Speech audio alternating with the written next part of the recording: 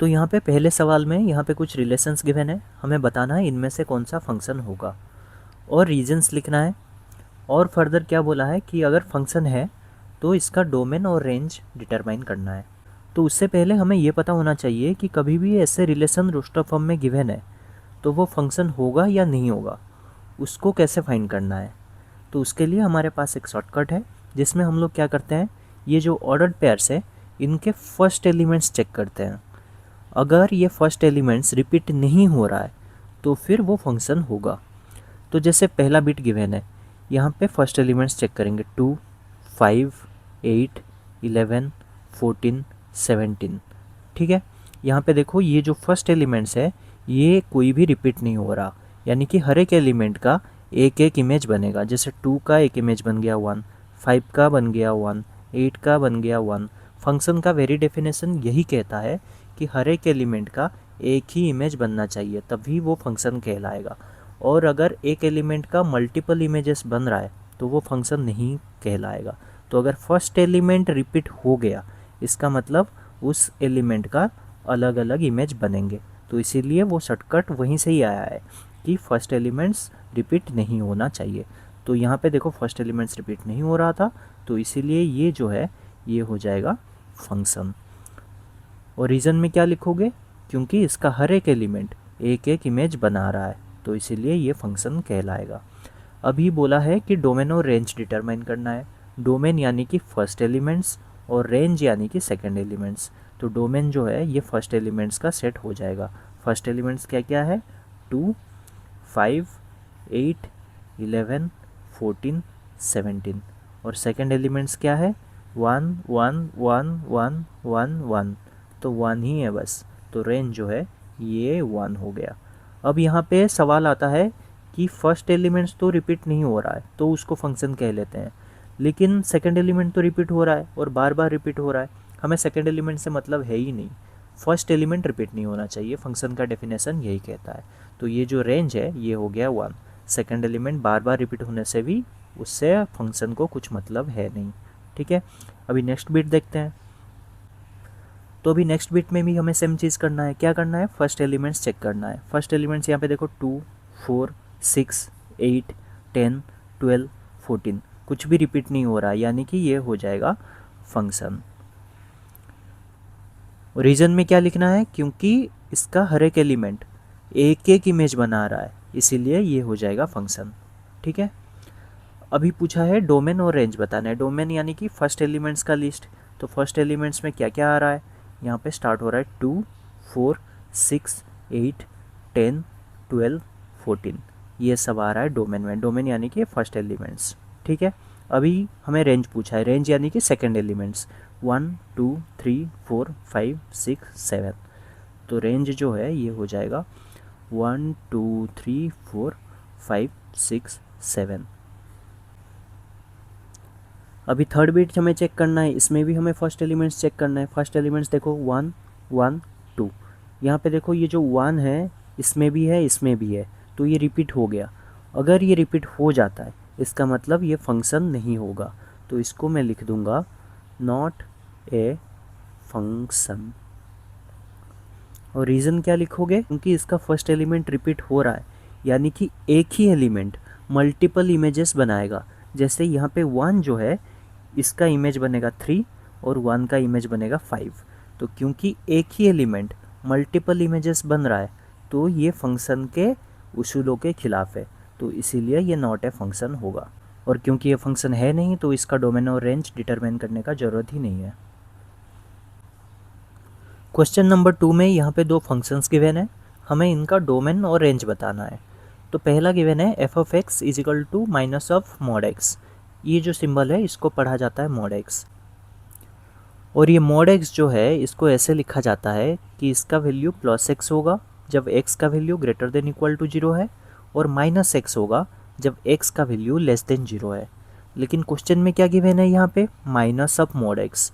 तो मैं यहाँ पे लिख सकता हूँ इसका मतलब माइनस मॉड एक्स का वैल्यू जो है ये हो जाएगा माइनस एक्स जब एक्स का वैल्यू ग्रेटर देन 0 होगा, और यहाँ पे माइनस ऑफ माइनस एक्स यानी कि प्लस एक्स जब x का वैल्यू लेस देन 0 होगा। मैंने क्या करा, यहाँ पे देखो mod x था तो वैल्यू आ रहा था x, तो जब माइनस mod x आएगा तो वैल्यू क्या आ जाएगा, यहाँ पे बस एक माइनस साइन लगा दूंगा तो माइनस x आ जाएगा।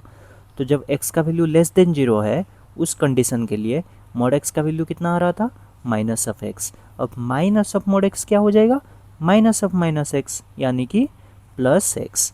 ठीक है, ये तो समझ में आ गया। अब यहाँ पे एक चीज़ देखो, एफ ऑफ एक्स जो है यही तो गिवन है, माइनस ऑफ mod x। तो यहाँ पे मैं लिख सकता हूँ कि एफ ऑफ एक्स जो है ये हो जाएगा माइनस ऑफ mod x, यानी कि एफ ऑफ एक्स का वैल्यू होगा माइनस एक्स जब x का value greater than equal to 0 है, और एफ ऑफ एक्स का वैल्यू हो जाएगा x जब x का वैल्यू लेस देन 0 है। तो अभी हमें फाइंड करना है डोमेन और रेंज। हमें फंक्शन मिल गया, अभी डोमेन और रेंज आसानी से कर सकते हैं। कैसे करेंगे, ऑब्जर्वेशन से। डोमेन यानी कि x का वैल्यू क्या हो सकता है, एफ ऑफ एक्स है ना, तो x का वैल्यू जो हो सकता है उसको बोलते हैं डोमेन। x का वैल्यू क्या हो सकता है, x का वैल्यू ग्रेटर देन 0 हो सकता है, इक्वल टू 0 हो सकता है, लेस देन 0 हो सकता है, यानी कि कोई भी रियल नंबर x का वैल्यू हो सकता है। तो डोमेन जो है ये हो जाएगा कोई भी रियल नंबर।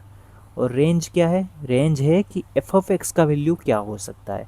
अब जब x का वैल्यू ग्रेटर देन 0 होगा उस टाइम पे कंडीशन क्या है, x का वैल्यू जब ग्रेटर देन 0 होगा तो एफ ऑफ एक्स का वैल्यू होना चाहिए माइनस एक्स, यानी कि x का वैल्यू जब पॉजिटिव होगा तब एफ ऑफ एक्स का वैल्यू हो जाएगा माइनस एक्स, यानी कि x का वैल्यू पॉजिटिव है तो माइनस ऑफ पॉजिटिव यानी कि नेगेटिव।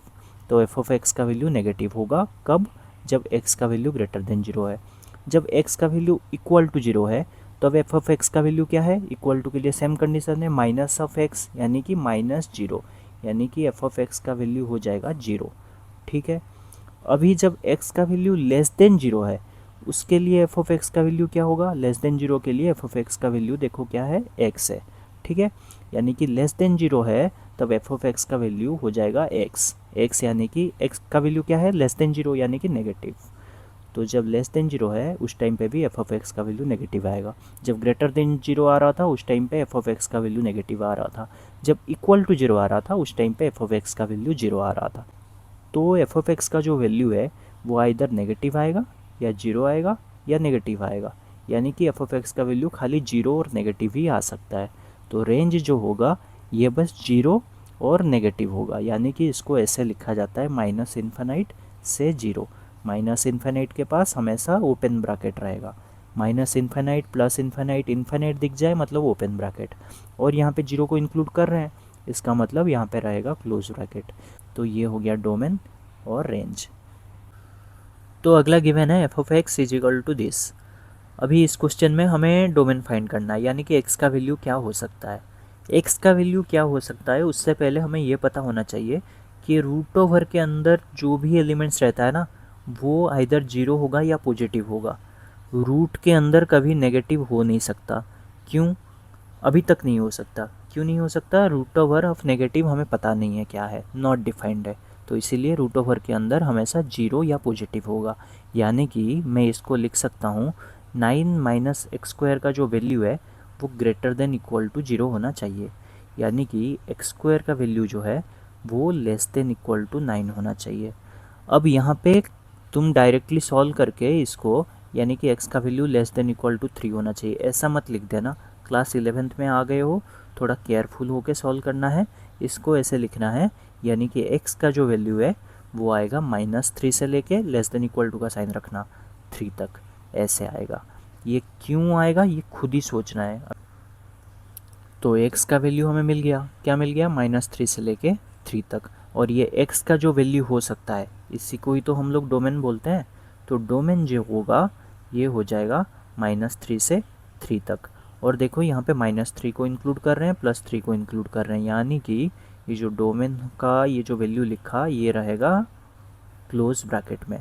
क्लोज ब्रैकेट में हम लोग इक्वल टू का साइन जब होल्ड करता है उस टाइम पे क्लोज ब्रैकेट का यूज करते हैं। तो अभी हमें नेक्स्ट रेंज फाइंड करना है। रेंज यानी कि एफ ऑफ एक्स का वैल्यू क्या हो सकता है। अब एफ ऑफ एक्स का वैल्यू क्या हो सकता है उससे पहले हमें पता होना चाहिए इसका वैल्यू क्या हो सकता है। हमें पता है एक्स स्क्वायर का वैल्यू जो है वो हो जाता है लेस देन इक्वल टू 9। तो मैं इसको लिख लेता हूँ, एक्स स्क्वायर का जो वैल्यू है वो लेस देन इक्वल टू 9 है, और एक्स स्क्वायर जो है ये एक जीरो होगा या पॉजिटिव क्वांटिटी होगा, यानी कि इसका वैल्यू हमेशा greater than equal to zero रहता है। तो अभी अगर मैं इसको लिखता हूँ माइनस एक्स स्क्वायर, तो फिर क्या होगा, ये सारा साइन पलट जाएगा, तो ये हो जाएगा ऐसे, ये साइन भी पलट जाएगा, ये हो जाएगा -9। अभी यहाँ पे मैंने बीच में 9 माइनस एक्स स्क्वायर कर दिया, तो 9 माइनस एक्स स्क्वायर करने से ये हो जाएगा 0, यहाँ पे भी +9 करोगे तो ये आ जाएगा 9। तो 9 माइनस एक्स स्क्वायर का जो वैल्यू है वो आएगा 0 से लेके 9 के बीच में। तो इसका मतलब मैं अगर यहाँ पे एक रूट ओवर लगा लेता हूँ 9 माइनस एक्स स्क्वायर, इसका वैल्यू क्या हो जाएगा, ये हो जाएगा √9 यानी कि 3, इसका वैल्यू हो जाएगा 0। तो 9 माइनस एक्स स्क्वायर का जो वैल्यू है √, ये हो जाएगा 0 से लेके 3 तक, और ये जो है इसी का नाम ही है f(x), यानी कि f(x) का जो वैल्यू है वो 0 से लेके 3 तक हो सकता है। तो रेंज जो है इसको मैं लिख दूंगा 0 से लेके 3 तक। अब यहाँ पे और एक कन्फ्यूज़न आता है, यहाँ पे जब मैंने √, लगाया तो उस टाइम पे ये 9 का √, ये +-3 क्यों नहीं हुआ। कभी अगर आपको क्वेश्चन में गिवन है √9 का वैल्यू क्या होगा, इसको 3 लिखना है, कभी +-3 नहीं लिखना, ठीक है, +-3 गलत हो जाएगा, √9 यानी कि 3। कभी अगर गिवन है ±√9 का वैल्यू क्या है, उस टाइम पे लिखो +-3। ये चीज़ याद रखना, ये चीज़ में काफ़ी गलती करते हैं और काफ़ी टाइम तक ये कन्फ्यूज़न रहता है। तो अभी अगर गिवन रहता है x² = 9, तो x का वैल्यू क्या होगा, तो x का वैल्यू जो होता है ये हमेशा होता है ±√9, जैसा कि मैंने बोला, तो इसका वैल्यू हो जाता है +-3। तो जब x लिखते हैं इस टाइम पे ऐसे लिखते हैं +-√9, खाली √9 लिख के +-3 नहीं लिखते, इसीलिए ऐसा होता है। अगला क्वेश्चन बहुत ही आसान है, यहाँ पे f(x) गिवन है, आपको पूछा गया है f(0), f(7), f(-3), तो आपको सिंपली क्या करना है, ये फंक्शन में ये जो गिवन है यहाँ पे x के जगह 0 दे दिया, तो आप भी x के जगह 0 पुट कर लो। तो अगर f(0) पूछा है तो आपको इस फंक्शन का जो वैल्यू है यहाँ पे x के जगह 0 पुट कर देना है, यानी कि 2 इंटू x है ना, यहाँ पे x के जगह मैं लिख दूंगा 0, 2 इंटू 0 -5, तो ये हो जाएगा 0 - 5 यानी कि -5। अभी नेक्स्ट गिवन है f(7), सेम चीज़ क्या करना है, x के जगह आपको 7 लिख देना है, -5, ये हो जाएगा 14 - 5 9। अभी नेक्स्ट क्या है, f(-3), f(-3), x के जगह क्या लिख दो, -3 लिख दो, तो ये हो जाएगा -6 - 5 -11। नेक्स्ट क्वेश्चन भी पिछले क्वेश्चन जैसा ही है, इसमें t(c) गिवन है, f(c) नहीं गिवन है, तो इसको लेके कंफ्यूज मत होना कि फंक्शन जो है खाली f से रिप्रेजेंट करते हैं। यहाँ पे t(c) दिया हुआ है, t लिखा जा सकता है, y(c) लिखा जा सकता है, कुछ भी लिखा जा सकता है, तो यूजुअली हम लोग f से रिप्रेजेंट करते हैं। तो यहाँ पे ये फंक्शन गिवन है, हमें पूछा गया है t(0), t(28), t(-10), ये सब पूछा गया है, तो ये पिछले क्वेश्चन जैसा एग्जैक्टली सेम है। यहाँ पे t(c) गिवन है, यानी कि c के फॉर्म में ये फंक्शन गिवन है, आपको t(0) फाइंड करना है, यानी कि ये c के जगह क्या लिख दिया है 0, तो आपको भी क्या करना है c के जगह 0 लिख देना है। तो ये जो है पहला बिट, इसमें t(0) फाइंड करना है, तो आपको क्या करना है 9/5 इंटू c गिवन है ना यहाँ पे, तो c के जगह आपको क्या करना है 0 लिख देना है, इंटू 0 + 32, तो ये हो जाएगा 0, तो टोटल हो जाएगा 32। अभी सेकंड बिट में क्या करना है, t(28) है, तो आपको करना है 9/5 इंटू 28 + 32, तो इसका आंसर आएगा 412/5। अब नेक्स्ट बिट गिवन है t(-10), t(-10) गिवन है, तो हो जाएगा 9/5, ये हो जाएगा -10 + 32। अब इसको कट करोगे तो 2 आएगा, ये आ जाएगा -18 + 32 यानी कि 14। अभी लास्ट बिट में क्या गिवन है, the value of c when t(c) = 212। तो ये क्वेश्चन थोड़ा ट्रिकी है, यहाँ पे t(c) दे दिया 212, तो ये t(c) के जगह 212 दे दिया, हमें क्या फाइंड करना है, c फाइंड करना है, तो फिर बस इसको रिप्लेस कर दो 212 से, तो हमारा इक्वेशन बन जाएगा 212 इसके जगह लिख दिया ना 212, तो 212 ये क्या है 9c/5 + 32 + 32।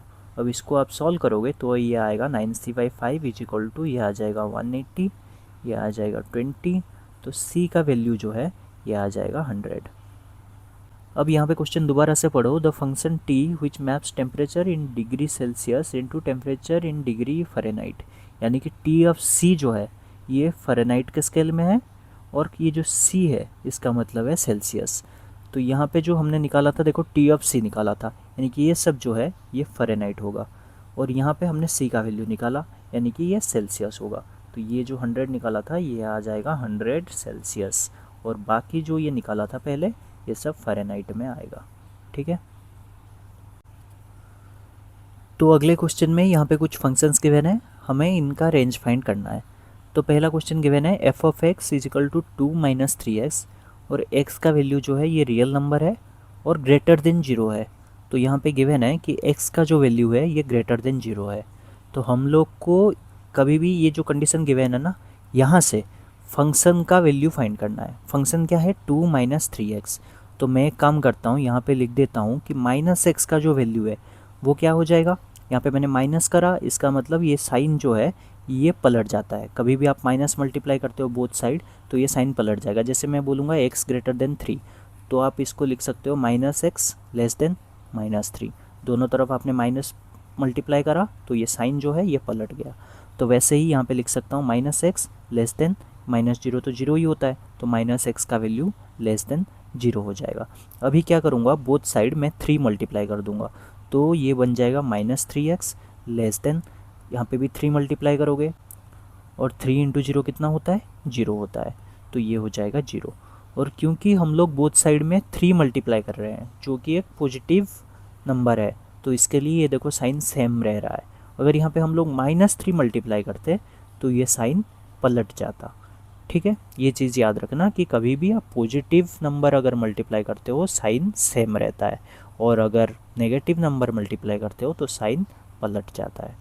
ठीक है, अभी माइनस 3x का वैल्यू पर हमारा फंक्शन क्या गिवन है 2 माइनस 3x, तो मैं इसमें बोथ साइड 2 ऐड कर लेता हूँ, तो ये हो जाएगा 2 माइनस 3x, और ये लेस देन, यहाँ पे भी 2 ऐड कर लूँगा, तो ये 0 प्लस 2 कितना हो जाएगा, 0 प्लस 2 यानी कि 2। तो अभी ये 2 माइनस 3x जो है यही तो है f ऑफ x, तो मैं 2 माइनस 3x के जगह लिख लूँगा f of x less than 2। तो f ऑफ x का जो वैल्यू है वो आएगा लेस देन 2। अब पूछा है इसका रेंज बताओ, यानी कि f ऑफ x का वैल्यू क्या हो सकता है। f ऑफ x का वैल्यू क्या हो सकता है, लेस देन 2 हो सकता है। तो फिर इसका रेंज जो है ये 2 से छोटा होना चाहिए। कहाँ तक चलेगा, नंबर लाइन में यहाँ पे है 2, ये रहा 1, ये रहा 0, 2 से छोटा होना चाहिए, यानी कि ये नंबर है। यहाँ पे कुछ रेस्ट्रिक्शन नहीं है, बस ये है कि 2 से छोटा होना चाहिए। ठीक है, तो फिर यहाँ पे स्टार्ट होगा माइनस इन्फाइनाइट से, कहाँ तक आएगा 2 तक। और मैंने बोला हुआ है कि इन्फाइनाइट जहाँ पे होगा वहाँ पे दे दोगे आप ओपन ब्रैकेट। और ये जो 2 है, 2 के बगल में कौन सा ब्रैकेट देना है, यहाँ पे साइन चेक कर लो। यहाँ पे जो साइन है ये है लेस देन का sign, less than equal to का साइन नहीं है, तो लेस देन का साइन है तो 2 इंक्लूड नहीं होगा। इसका मतलब रेंज जो है ये आएगा माइनस इन्फाइनाइट से लेके 2, और दोनों साइड ओपन ब्रैकेट देना है। तो नेक्स्ट क्वेश्चन में भी ये गिवन है, x is a real number given है, यानी कि x का वैल्यू कुछ भी रियल नंबर हो सकता है। तो कुछ भी रियल नंबर हो सकता है, तो मुझे डायरेक्टली बताओ x स्क्वायर का जो वैल्यू होगा वो ग्रेटर देन इक्वल टू 0 होगा ना, क्योंकि किसी भी नंबर का स्क्वायर जो है ये ग्रेटर देन इक्वल टू 0 होता है। 0 कब होता है, जब x का वैल्यू 0 आएगा। ठीक है, तो नेगेटिव नंबर का स्क्वायर भी पॉजिटिव आता है, पॉजिटिव का स्क्वायर भी पॉजिटिव आता है। तो x स्क्वायर का वैल्यू मैंने लिख लिया ग्रेटर देन इक्वल टू 0। अभी f ऑफ x क्या दिया हुआ है, x स्क्वायर प्लस 2, तो हमें x स्क्वायर प्लस 2 चाहिए, तो इसके लिए मैंने क्या करा, दोनों तरफ प्लस 2 ऐड कर लिया, तो ये हो गया 2। और ये जो x स्क्वायर प्लस 2 है यही तो है f ऑफ x, तो x स्क्वायर प्लस 2 के जगह मैं लिख लेता हूँ f of x। f of x का value greater than equal to 2 होना चाहिए। अभी मुझे रेंज बताओ इसका, f ऑफ x का जो वैल्यू है ये 2 से स्टार्ट होगा, कहाँ तक चलेगा, इनफाइनाइट तक चलेगा। और ये 2 जो है ये इंक्लूड होगा या नहीं होगा, यहाँ पे देखो लिखा है ग्रेटर देन इक्वल टू 2, यानी कि 2 भी इंक्लूड होगा। तो रेंज जो है ये 2 से लेके इनफाइनाइट तक आएगा। अब इनफाइनाइट के बगल में मैं हमेशा ओपन ब्रैकेट का यूज करता हूँ, और 2 के बगल में कौन सा ब्रैकेट यूज करना है, 2 के बगल में ये देखो लेस देन इक्वल टू का साइन है। जब इक्वल टू का साइन दिख जाए तो क्लोज ब्रैकेट यूज करना है। तो इसका रेंज जो है ये हो जाएगा 2 से लेके इनफाइनाइट। तो अगले क्वेश्चन में गिवन है f of x is equal to x और एक्स गिवन है रियल नंबर। तो एक्स एक रियल नंबर है और एफ ऑफ एक्स का वैल्यू इक्वल टू एक्स है, यानी कि एफ ऑफ एक्स का वैल्यू इक्वल टू एक्स है। तो एक्स सारे रियल नंबर हो सकता है, यानी कि एफ ऑफ एक्स जो है ये भी सारे रियल नंबर हो सकता है। तो इसका रेंज जो है ये सीधा हो जाएगा रियल नंबर आर। तो एफ ऑफ एक्स का वैल्यू हो जाएगा रियल नंबर आर। तो इसी के साथ आपका एक्सरसाइज 2.3 और साथ में रिलेशंस एंड फंक्शंस का चैप्टर ख़त्म होता है। Thank you.